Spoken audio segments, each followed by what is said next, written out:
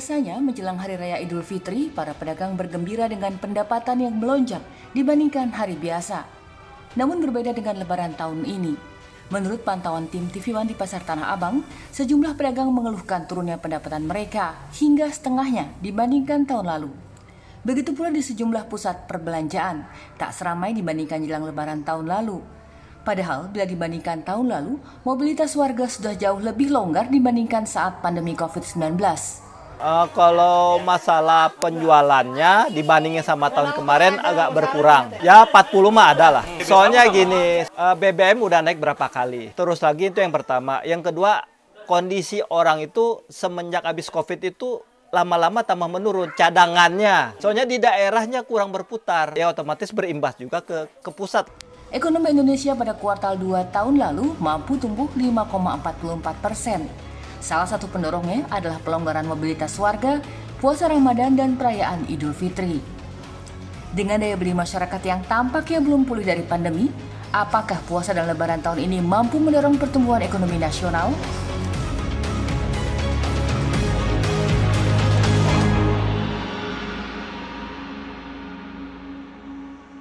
Selamat malam pemirsa, beberapa hari jelang Idul Fitri ini tentunya masyarakat bukan hanya sibuk untuk mudik, beberapa di antaranya yang sudah menerima THR tentu diharapkan membelanjakan THR-nya untuk bisa turut menggerakkan perekonomian. Tetapi kalau dari paket yang tadi baru saja Anda saksikan, ternyata pembelanjaannya tidak seperti yang diharapkan. Karena Tanah Abang pun kalau dari hasil pengamatan tim liputan kami, ini tidak seramai biasanya. Nah, ada apa sebenarnya kondisi ini? Apakah memang benar THR yang didapat itu tidak dibelanjakan atau ada fenomena apa sebenarnya? Pada malam hari ini kita membahasnya dengan tema Idul Fitri, pasar lesu, daya beli turunkah? Ada 3 narasumber yang sudah bersama saya perkenalkan satu persatu. Ada Wakil Ketua Umum Kadin Indonesia, Pak Sarman Simanjorang. Bang Sarman, apa kabar? Boleh disapa pemirsa dengan menggunakan mikrofon? Salam sehat dan semangat Brigita. Salam sehat harus Salam tetap semangat selalu. Apalagi menjelang Idul Fitri. Nah, harus makin semangat tentunya.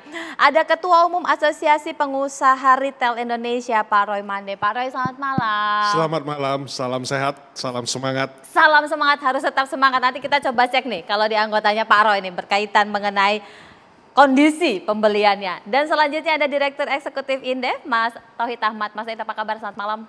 Alhamdulillah sehat, selamat malam Mbak Brigita, semoga kita dilimpahkan rahmat. Amin, puasa lancar ya? Alhamdulillah. THR udah turun ya? Sudah. Oh, sudah. Saya tanda tangan soalnya. Ya, mudik kapan berarti Mas? Udah cair. Kalau lihat senyumnya gitu ya. Tapi saya ke Pak Roy dulu deh. Pak Roy, ini tadi kalau dari pengamatan teman-teman tim liputan sampai hari ini pun ya, Tanah Abang sepi dan pedagang ini mengeluh kenapa kok tidak seperti tahun-tahun sebelumnya begitu ya, walaupun Covid tetapi permintaan masih tetap tinggi. Nah, kalau dari catatan anggota di Aprindo seperti apa? Ya, terima kasih. Jadi memang fenomena belanja ini ada anomali setiap waktu. Ya, anomali ini karena apa? Karena kita tahu dan ingat betul di akhir tahun 2022 ketika pemerintah mengatakan bahwa tahun 2023 adalah tahun gelap. Nah, kita tahu kalau gelap itu dimanapun kalau mati lampu kita nggak mungkin lari-lari ya, kita nggak mungkin jalan cepat, kita mesti jalan pelan-pelan, hati-hati, ekstra hati-hati. Nah, artinya itu juga menjadi satu anomali bagi masyarakat melihat tahun 2023 ini hati-hati ya, melihat geopolitik yang belum selesai, krisis finansial yang baru terjadi bulan lalu di Amerika, di beberapa negara. Kemudian krisis pangan, ya, krisis cuaca dan lain sebagainya, multidimensi yang terjadi. Nah, untuk itu kehati-hatian itu terlihat dari inflasi kita di bulan Maret turun dari bulan sebelumnya 5,47 turun jadi 4,97. Tapi 4,97 year on year itu bukan menandakan bahwa daya beli lemah. Tetapi masyarakat hati-hati. Nah, di dalam retail biasanya peningkatan pembelanjaan itu di bulan Ramadan itu ada 2 pola musiman. Yang pertama sebelum puasa. Itu 2-3 hari sebelum puasa biasa masyarakat ingin ada stok supaya puasa bisa berjalan lancar. Kemudian yang utama adalah setelah THR turun. Nah, THR turun, kita tahu bahwa THR yang dikucurkan oleh pemerintah hampir 38,9 triliun. Yeah.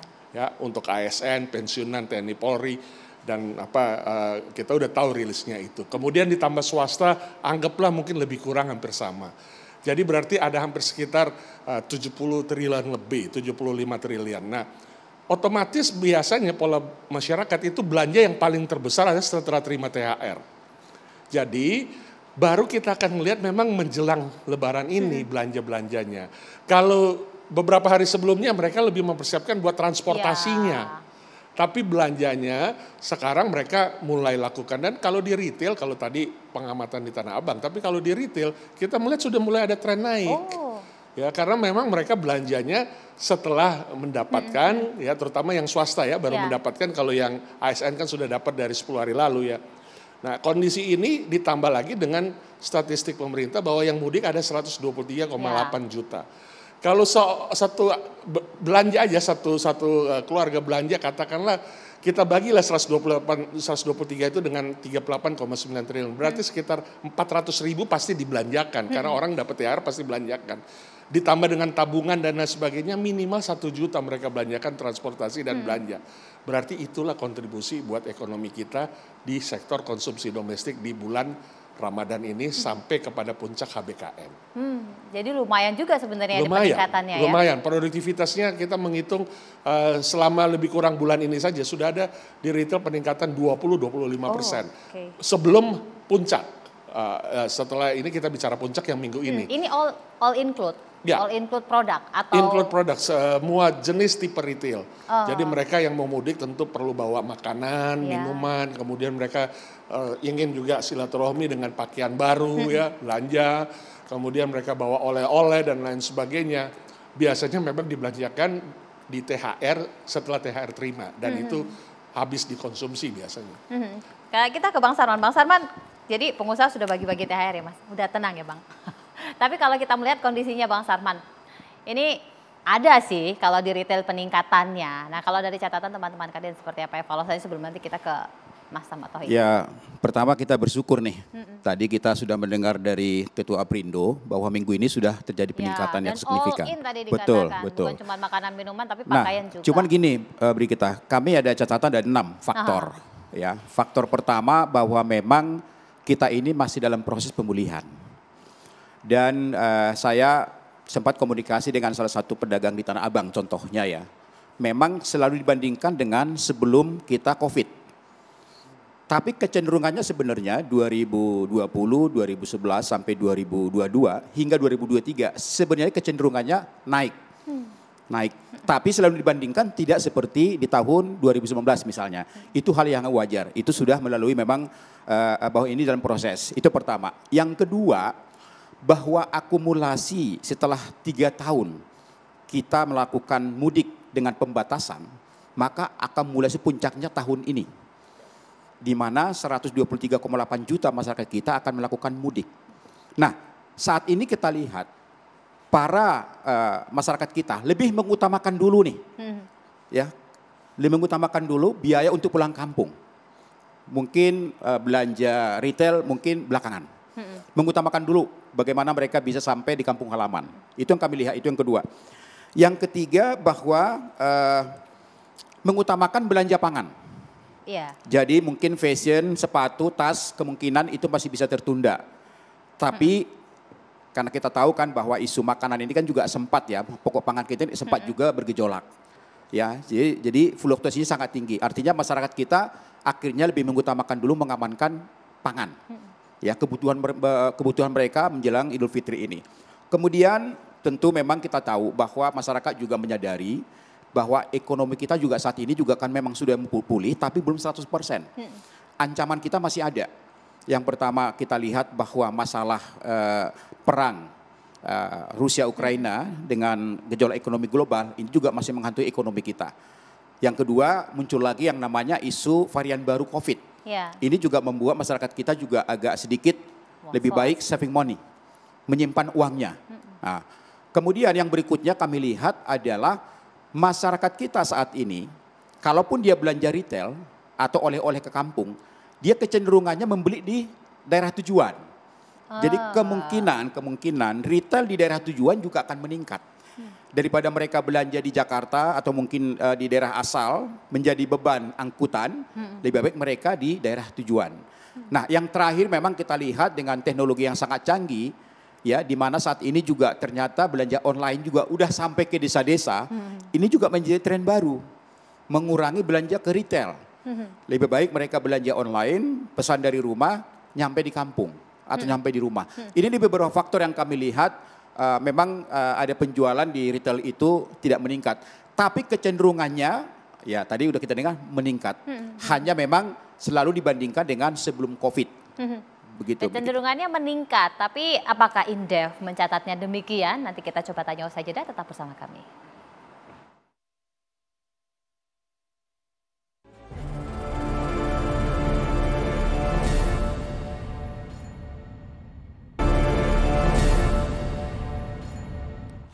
Kita lanjutkan, Mas Tauhid. Ini kalau kita lihat catatannya Indef seperti apa? Ya, kalau saya lihat begini, memang sebenarnya yang salah satu faktornya adalah saya masih merasa bahwa ada persoalan daya beli. Tadi disampaikan angka inflasi 4,97 itu berat bagi masyarakat, terutama menengah bawah ya. Mereka harus berjuang, terutama dua inflasi. Yang pertama adalah volatile food, yang rata-rata di atas 5, yang kedua yang administered price. Nah, volatile food kemarin masyarakat harus menghadapi kenaikan beras, kemudian juga cabai, kemudian juga beberapa komoditas lain. Sementara yang masih terasa sampai saat ini adalah kenaikan untuk harga BBM, dampaknya ternyata bukan sebulan 2 bulan sampai 4 bulan. Nah, itu mereka harus tanggung dan rupanya masih terjadi inflasi kita cukup berat.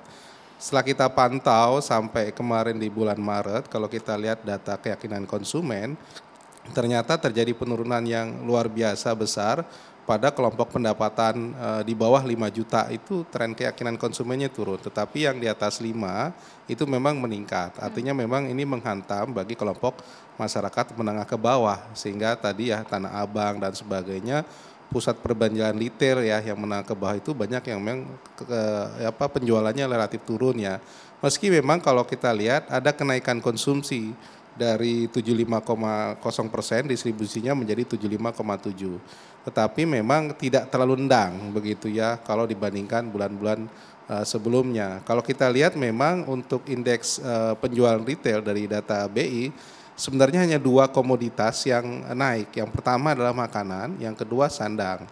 Tetapi untuk lain bahan bakar, pariwisata, yang lain itu turun semua. Jadi masyarakat memang sekarang betul memilih mana yang paling prioritas dan ternyata makanan dan sandang. Kalaupun kita lihat misalnya sandang itu meskipun naik itu ternyata masih lebih rendah dibandingkan Agustus 2022 begitu. Jadi kalau lihat trennya secara kalau kita garis terus sebenarnya masih lebih rendah begitu, meskipun memang mendekati puasa dan hari raya biasanya naik, tapi masih belum begitu baik lah begitu. Nah, saya kira faktor itu. Yang kedua memang kalau kita lihat adalah momentum begitu ya. Momentum ini memang sekarang yang diperjuangkan karena biaya transportasi, semua ingin mudik dan sebagainya, ya prioritasnya adalah biaya transportasi. Itu yang dipentingkan ya ketimbang biaya baju dan sebagainya.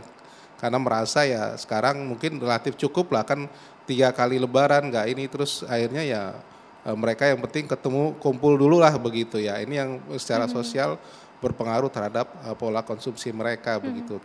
Saya kira memang meskipun kemarin betul ada THR dan sebagainya, tapi memang tidak serta-merta ya bisa dibelanjakan gitu. Banyak juga masyarakat menengah bawah, terutama sektor informal itu nggak dapat THR Pak ini. Jadi masih kurang nendang begitu ya. Jadi masih ada problem di masyarakat kita. Saya kira memang masih karena digelut oleh konsumsi yang relatif rendah, jadinya memang di retail masih tertahan lah. Kalau kita lihat bukan hanya Tanah Abang, kalau kita amati di Jakarta, beberapa pusat perbelanjaan itu kalau udah jam 7-8 malam itu udah sepi begitu ya. Udah sepi, jadi biasanya itu jam 10, jam 9 masih ramai. Sekarang hampir semua pusat perbelanjaan di Jakarta bukan hanya daerahnya yang daerah kemacetan, tapi daerah-daerah pinggiran juga mulai kerasa begitu. Jadi fenomena ini memang ya masih fenomena pemulihan dan ini belum pulih sebenarnya begitu. Tadi kalau kita dengarkan ada kehati-hatian begitu ya Mas Tauhid, termasuk juga dimungkinkan belanjanya ini nanti ketika sudah sampai di rumah, karena Mas Tauhid juga sampaikan tadi kan prioritas utama adalah transportasi. Nah, kalau prediksi dari Mas Tauhid ini berkaitan mengenai hal itu, apakah nanti memang benar ketika mulai besok ini sudah ada di daerah, ini juga akan mengalami peningkatan dan lain-lain? Ya, saya kira memang ada peningkatan ya pola, karena begini, beberapa katakanlah minimarket ini semua daerah itu hampir harganya sama begitu ya.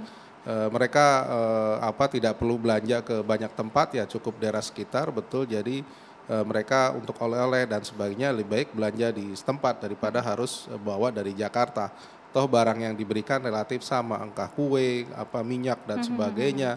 Yang menurut saya akhirnya membentuk pola, ya udah yang penting ada oleh-oleh dibawa begitu ya. Nah memang yang kerasa itu di sandang begitu ya. Itu kita pengaruh di dua hal kalau kita lihat. Pertama dari ekspor tekstil kita mengalami penurunan. Yang kemarin juga yang kedua adalah importasi baju bekas dan sebagainya itu juga turut mempengaruhi. Apalagi kita tahu sekarang ya yang impor baju-baju dari luar relatif lebih murah, sehingga itu memang menghantam produk-produk lokal begitu ya. Meskipun kita tahu memang untuk khas musim Lebaran itu memang punya jenis dan desain yang berbeda dengan produk luar. Saya kira memang challenging-nya adalah bagaimana UMKM kita ya mengantisipasi perubahan pola pasar masyarakat yang saya kira memang agak sulit ditebak ketika ekonomi mengalami penurunan ya. Mereka harus menyiapkan skenario harga, model dan sebagainya. Challenge-nya memang daya saing daripada UMKM kita ketika terjadi kelesuan ya. Dan akhirnya ya banting harga pun ternyata kalau kelompok menengah ke bawah ini terjadi penurunan, itu tidak mengangkat penjualan retail kita begitu. Tapi kalau dari retail Pak Roy, ini antisipasi dan juga strategi untuk bisa menggrab, karena kan harapannya kan spendingnya juga makin hari makin banyak lah. Entah kalau tidak di Jakarta dan sekitarnya, di daerah ini pada akhirnya sesuai harapan bisa belanja dan target-target yang tadi Pak Roy sampaikan benar-benar bisa terpenuhi. Nah ini strateginya seperti apa kemudian teman-teman di Aprindo ya? Ya, seperti kita ketahui tadi di awal saya katakan bahwa masyarakat lebih hati-hati melihat situasi tahun ini. Kemudian yang kedua, memang masyarakat tentunya untuk yang kelompok, kita harus bagi kelompok masyarakatnya, sosial ekonomi statusnya. Ya, kita tahu yang marginal itu mereka sebenarnya masih suffer. Ya, oleh karenanya BLT, bantuan langsung tunai 200.000 sebulan atau 600.000 sekali diterima. Kemudian juga bansos yang baru diberikan, beras dan sebagainya, itu sebenarnya membantu mengkatrol kemampuan mereka. Nah itu harus diperhatikan, ada 26,9 juta ya masyarakat marginal, hampir 27 juta. Kemudian yang ekonomi status menengah ke atas yang mereka nggak ada masalah dalam hal daya beli, ya mereka cukup menahan belanjanya. Kita tahu DPK kita di masa pandemik itu 12-13%, tapi sekarang sudah tinggal 8-9%. Artinya ada pengeluaran uang yang di spending, yang keluar dari penyimpanan perbankan. Nah itu artinya bahwa mereka siap belanja, tetapi kondisinya mereka ingin satu optimisme, ya keamanan situasi pandemik yang kita harapkan cepat menjadi endemi. Kemudian juga ya kita tahu tahun ini tahun demokrasi, bagaimana kondusivitas daripada pesta demokrasi nanti. Nah itu hal-hal yang tentu diperhatikan bagi kelompok sosial ekonomi status yang C+, B, dan A. Nah ini tentunya harus di-manage. Nah itu untuk itu kami peritel juga buat berbagai macam strategi. Kalau yang menengah ke bawah pasarnya tentunya memang itu turun karena mereka sangat volatile. Tadi yang disampaikan Mas Tauhid. Tapi yang menengah ke atas bagaimana caranya ya tentu kita memberikan berbagai macam terobosan ya. Terutama misalnya delivery ya untuk mereka bisa terima barang. Kemudian semua retail sekarang sudah punya online. Tidak ada offline yang tidak punya online. Online juga sekarang buka offline. Di beberapa mall online itu udah punya toko offline-nya. Jadi kondisi bagaimana mengatur balance terhadap offline online, ya kita yang offline punya juga online, ini menjadi bagian yang mengemuka. Ya retail tidak ada lagi yang tidak punya online sekarang, kecuali yang local retailer. Nah ada beberapa saja yang belum, tapi semuanya sudah ada itu. Artinya terkonsolidasi nanti transaksi yang mereka pesan lewat aplikasi, tapi sebenarnya barangnya ambil dari offline. Nah, jadi langkah-langkah seperti itu transformasi digital udah dilakukan oleh semua anggota Aprindo untuk menjawab akan fenomena behavior customer yang berubah dalam next normal ini. Mas Roy, sebenarnya antisipasinya sudah ada loh, jangan-jangan yang tidak tercatat itulah yang kemudian diduga ini justru malah menjadi variabel yang menjadikan daya beli turun, padahal sebenarnya enggak. Iya, betul ya. Kalau lihat behavior memang yang menengah ke bawah nih, yang suffer ya masih mereka kemarin belum pulih, banyak yang kena PHK, terus kenaikan harga BBM itu memukul mereka walaupun mereka tetap misalnya konsumsi Pertalite gitu subsidi, tapi tetap kenaikannya kan 16% begitu ya. Jadi masih kerasa. Saya kira memang strategi untuk misalnya tadi bansos itu diperlukan, tapi nggak cukup gitu ya, menekan kenaikan living cost dari masyarakat begitu ya. 200.000 nggak cukup dengan beban kenaikan yang harus dipikul ya. Apalagi kalau kita lihat beberapa harga-harga terutama untuk sandang itu ternyata memang mulai kenaikan yang cukup besar ya kalau kita apalagi menjelang bulan puasa dan hari raya itu naiknya lebih besar daripada hari biasa, sehingga ya mereka akhirnya kembali lagi ke basic, udahlah makanan minuman aja yang untuk penuh. Yang penting ketupat ada di depan mata, ada daging, ada ayam dan sebagainya, itu yang paling penting kumpul. Nah itu yang saya kira kembali ke filosofis makna lebaran itu ya, ketimbang yang lain. Nah yang penting mereka bisa pulang kampung. Nah ini karena mereka sudah 3 tahun tidak pulang gitu ya, Bang Thoyib lagi gitu kan. Jadi fenomena ini yang kemudian memang karena seharusnya bisa mendorong ekonomi lebih besar, tapi karena situasi kita pemulihannya belum full, ya akhirnya memang belum sepenuhnya bisa berjalan lah. Kalau misalnya uang bisa katakanlah berputar ya lebih dari 150 triliun, sebenarnya masih di bawah garis potensinya ya. Kalau kami pernah menghitung mungkin lebih dari itu, lebih dari 200 begitu. Tapi ya putaran uang ini ternyata belum bisa semuanya. Mereka terima uang tapi spendingnya mereka sebagian masih mereka tahan walaupun ada konsumsi terjadi kenaikan ya. Motif berjaga-jaga dalam situasi ketidakpastian itu pilihan utama bagi mereka daripada mereka tidak makan setelah lebaran, apalagi sebentar lagi Juni Juli mereka harus anak sekolah gitu. Mereka nggak dapat gaji 13 begitu, nggak dapat Juni Juli ya, bagi pekerja industri ya saving aja dulu deh begitu ya, daripada mereka nggak bisa untuk konsumsi yang lebih baik begitu. Potensinya sampai 200 triliun loh sebenarnya Bang Sarman. Kadin bagaimana berkonsolidasi untuk bisa memaksimalkan agar potensi itu tercapai sehingga pergerakannya ini semakin cepat sesuai harapan? Kalau kita lihat sih secara umum sebenarnya untuk mudik tahun ini itu sangat berpotensi untuk meningkatkan daya beli masyarakat kita.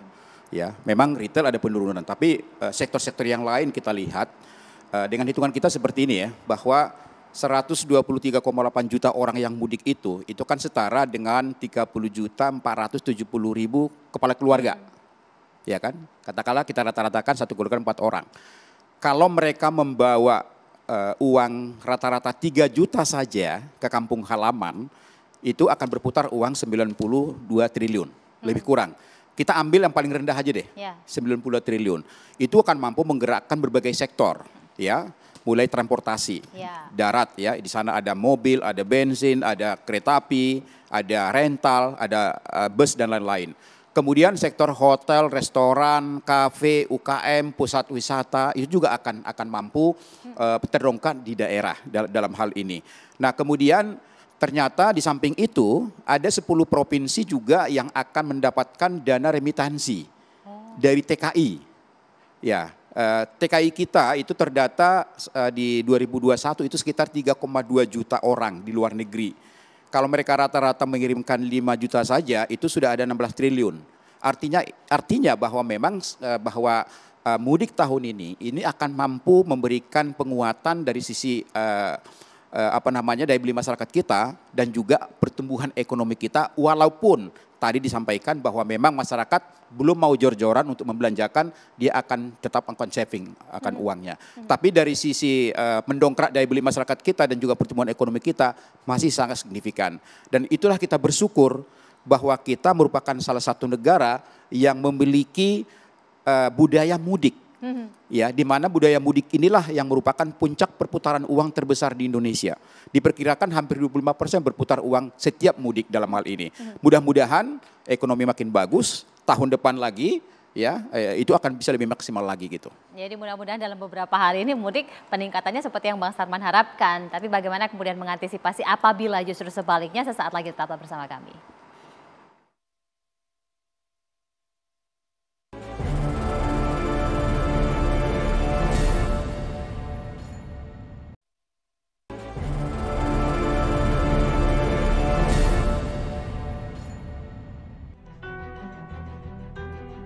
tahun ini lebih sepi dibanding tahun lalu. Ya masih ada PSBB tapi lebih ramai tahun kemarin. Tahun ini turun 50% lah. Dari sebelum puasa juga udah sepi. Alhamdulillah kita udah nggak sewa tempat. Mungkin kalau harus sewa tempat mah sudah nggak ketutup. Kalau udah dekat lebaran ini santai sih sekarang. Nggak sepi, nggak rame. Ramean tahun kemarin sih. Beberapa hari mau lebaran lagi karena udah pada pulang kampung. Terus satu lagi mungkin karena ini kali ya gajiannya sesudah lebaran kali. Kalau untuk dibandingkan dengan tahun ini dengan tahun kemarin, jelas tahun ini masih mending ketimbang tahun kemarin. Karena kan bisa tahu ya perbedaannya dari tahun kemarin sama sekarang kan pembatasan tuh udah mulai lepas. Kalau tahun kemarin kan masuk ke Tanah Abang aja harus ada. Sebenarnya kalau sebelum puasa sih udah ada peningkatan itu penjualan. Nyatanya mau bulan masuk puasa. Seminggu udah jalan nih, seharusnya kan udah ada peningkatan 100% gitu kan, yang belanja itu. Nyatanya biasa-biasa aja gitu. Nih saya ke Kadin dulu deh, Bang. Ini kalau kita melihat kan sebenarnya ya naik, tapi ada penurunan. Tadi yang Abang juga di awal juga sudah sampaikan. Ada tidak kemudian strategi dari teman-teman di Kadin untuk mengantisipasi supaya meminimalkan kondisi terburuk? Nah ini seperti apa Pak? Iya, tentu harapan kita yang pertama adalah bagaimana pemerintah mampu menjaga stabilitas harga-harga. Ya, terutama harga-harga pokok pangan, ya. Kemudian yang kedua, seperti yang saya katakan tadi bahwa nanti uang puluhan triliun ini akan mengalir ke daerah. Nah, di sini kita harapkan peran para kepala daerah untuk mampu melakukan pengawasan. Bagaimana harga-harga, apakah itu harga di restoran, di kafe, penginapan, pusat-pusat wisata, toko-toko souvenir, itu tidak jor-joran. Katakanlah tidak momentum ini jangan, wah kita udah perputaran uang besar nih, menaikkan jor-joran harganya, itu nanti yang membuat masyarakat kita atau pemudik itu enggan untuk mengeluarkan, membelanjakan uangnya. Nah ini harus diantisipasi, karena apa? Karena dalam mudik ini juga sangat berpotensi untuk menaikkan PAD daerah. Semakin banyak berbelanja di daerah, maka PAD mereka juga akan meningkat. Betul. Karena mereka akan dapat apa? Pajak restoran, pajak hotel, dan lain-lain. Itu mereka juga akan meningkat. Nah, jadi peran kepala daerah juga di sini sangat signifikan mengendalikan harga-harga di daerah tujuan. Nah, kemudian harapan kita juga bagaimana mereka juga membantu dalam hal pelayanan, bagaimana mudik ini aman, nyaman. Artinya ginilah, pemudik ini jadikanlah sebagai raja. Mereka bagaimana dilayani dengan baik, ya, berkesan, sehingga mereka tidak sadar nantinya membelanjakan uangnya, dan itu akan tinggal di daerah. Tentu yang saya katakan tadi bukan hanya sekedar momentum Idul Fitri ini mampu meningkatkan daya beli di tingkat nasional, tapi juga daya beli di tingkat daerah.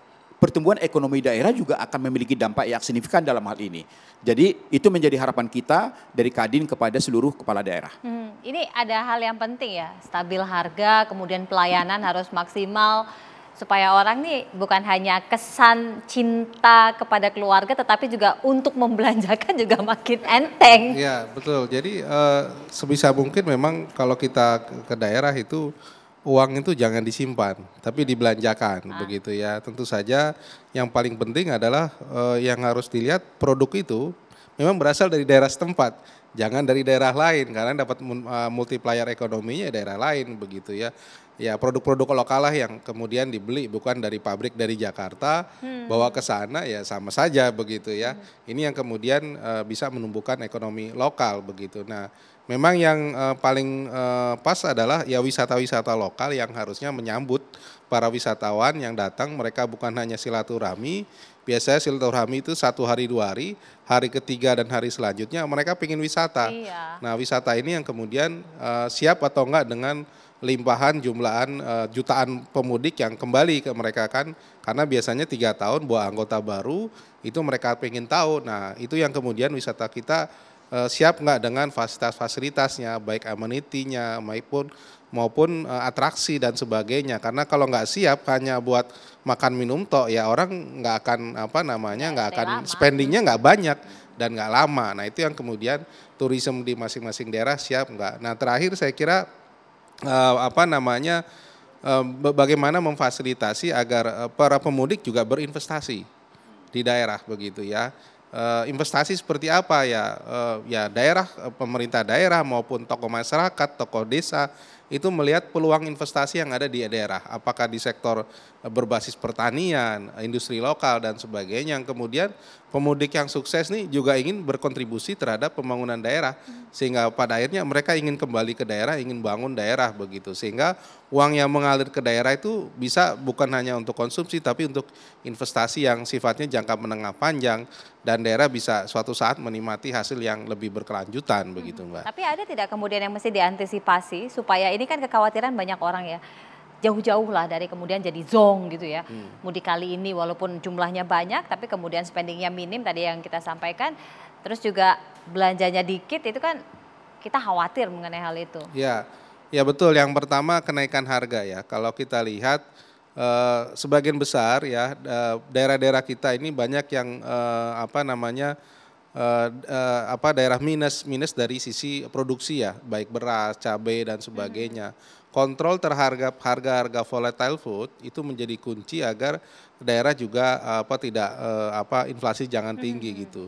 Di banyak tempat misalnya di daerah katakanlah yang bukan produksi beras, misalnya di daerah Kepulauan Riau, kemudian daerah Riau sendiri, itu harga-harga pokoknya tinggi sekali. Apalagi kalau kita lihat kemarin sempat rata-rata nasional 13.000 gitu. Padahal di tingkat petani gabahnya itu sekitar 5.400, jadi selisihnya jauh. Jadi di middleman-nya ini terlalu banyak begitu. Nah daerah harusnya bisa berkontribusi. Jadi mengendalikan inflasi yang saya kira menjadi kunci gitu ya.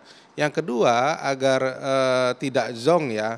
Saya kira memang fasilitas dan sarana-sarana yang memadai agar pemudik nyaman itu diberikan begitu. Jadi misalnya saja mulai dari perjalanan mereka, rest area, kemudian tempat istirahat, kemudian bagaimana mereka bisa mendapatkan fasilitas kenyamanan ya, WC umum dan sebagainya. Itu mereka merasa nyaman, dan yang kedua adalah ya difasilitasi untuk acara-acara yang sifatnya lokal. Ini jarang sekali acara lokal itu pada saat mudik itu ada begitu. Jadi tradisi daerah tuh bukan pada saat mudik, tapi pada momentum yang bukan orang mudik. Jadi orang pas sana ya sepi gitu. Nah harusnya pas musim begini ya, misalnya ya kita mengenal tahun baru Cina, itu ada acara yang luar biasa, tapi orang nggak mudik gitu. Tetapi yang saya tahu misalnya orang Kalimantan Barat ya pulang ke sana, ada acara itu spendingnya luar biasa. Nah di daerah itu upayakan memang ada acara-acara yang sifatnya lokal, bisa spending bisa lebih banyak dan bisa muter uangnya lebih besar lagi begitu. Pak Roy, mungkin saya tambahin sedikit ya, bahwa mudik tahun ini kan kita lihat ya, mudiknya berciri. Ada mudik antar kabupaten, ada mudik antar provinsi, ada mudik antar pulau, ada juga mudik antar wilayah. Jadi dari Sumatera ada juga ke Kalimantan, ada juga ke daerah Sulawesi dan sebaliknya dalam hal ini. Jadi sehingga memang perputaran uang cukup besar dalam hal ini dan lumayan panjang liburnya.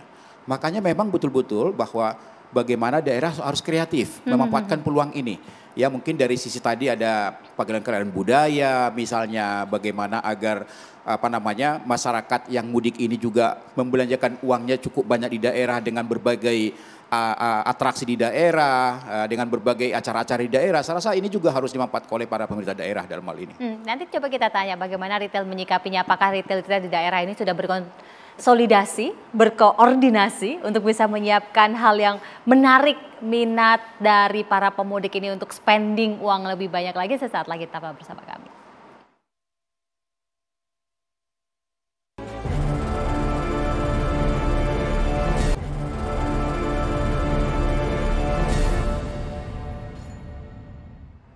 Ini sekarang saya langsung ke Pak Ray aja. Pak Ray silakan.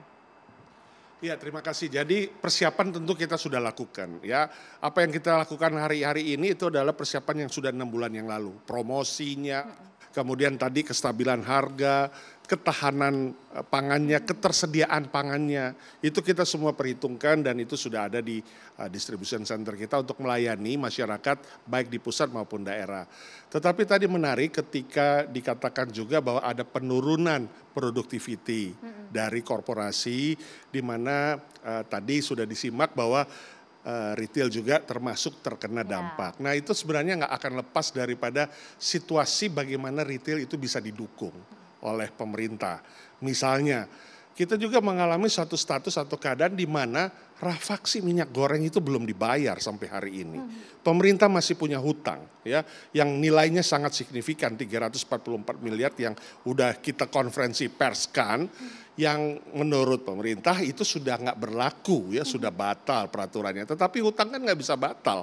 Ya, apapun hutang itu harus dibayar. Nah, ini mengganggu kinerja kita ketika kita berbicara untuk ekspansi, ketika kita berbicara untuk menyediakan kebutuhan masyarakat ya di berbagai daerah dengan beragam produk, beragam barang yang harus tersedia. Nah, ini semuanya membutuhkan perputaran modal. Dan ketika itu kita belum mendapat pembayaran, berarti kan kita ada yang tertahan untuk kita punya productivity. Nah, ini berdampak kepada kontribusi pajak yang akan dikeluarkan. Nah, ini tentunya bagaimana supaya pemerintah juga hadir di masyarakat, kita juga pelaku usaha adalah masyarakat. Bagaimana ini dapat diselesaikan sehingga roda perputaran perdagangan kita melalui sektor retail modern dapat memberi kontribusi bagi PDB kita.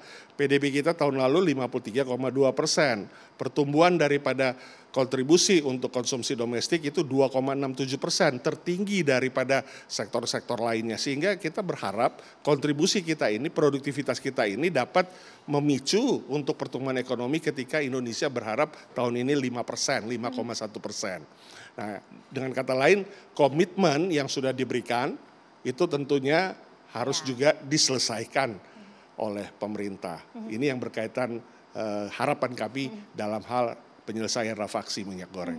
Ini ada trust yang kemudian harus dijaga, Bang Sarman. Jadi kalau dari Kadin, bagaimana kemudian harapannya termasuk juga dalam penyelenggaraan mudik ini? Harapan kita agar penyelenggaraan mudik tahun ini bisa berjalan dengan lancar. Tentu kita lihat bahwa dari kemarin sampai dengan hari ini mungkin puncaknya besok merupakan puncak arus mudik. Tentu dalam hal ini pemerintah, Kementerian Perhubungan misalnya, Polri dan lain-lain mampu melakukan rekayasa lalu lintas yang baik sehingga para pemudik-pemudik kita ini nyaman sampai di tempat tujuan dan mereka lebih leluasa untuk melakukan perayaan Idul Fitri, kemudian juga leluasa juga untuk melakukan kunjungan-kunjungan ke destinasi wisata, mungkin makan minum di restoran dan kafe di daerah, kemudian juga ke retail, ya sehingga kita harapkan bahwa momentum tahun ini bisa betul-betul mampu memberikan kontribusi terhadap pertumbuhan ekonomi kita yang ditargetkan mencapai 5% dalam hal ini. Istilahnya ginilah, mudik lancar, ekonomi moncer. Itu harapan kita. Ini mantap ini, mudik lancar, ekonomi moncer. Karena tadi sumbangannya sampai 20%. Mas Tauhid silakan. Ya, kalau kita lihat ya dalam siklus ekonomi kita, memang momentum terbesar kenaikan pertumbuhan ekonomi pada saat adanya konsumsi tinggi. Konsumsi tinggi, kalau kita dalam setahun paling tinggi memang pada saat bulan puasa dan hari raya ya. Karena sebagian besar mungkin 70-80% kenaikan konsumsinya sangat signifikan dari bulan-bulan berikutnya, melebihi liburan di bulan Desember atau perayaan Natal begitu ya.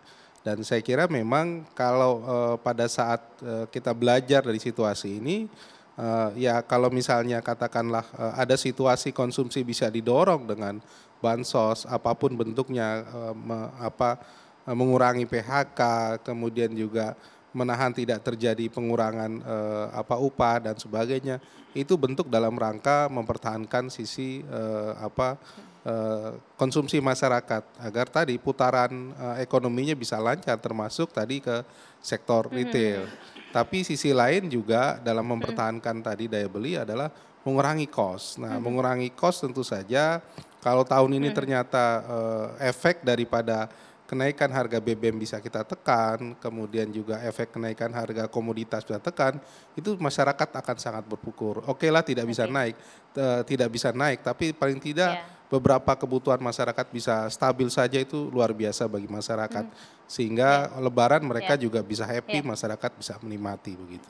Ya, mudah-mudahan saja dengan apa yang tadi sudah disampaikan oleh narasumber ini, harapannya optimisme itu tetap terjaga, mudiknya lancar dan ekonominya juga terdongkrak sehingga target-target yang sudah ditetapkan benar-benar bisa terrealisasi dengan baik. Terima kasih Pak Roy, mudah-mudahan segera dibayar ya itu utangnya 350 miliar.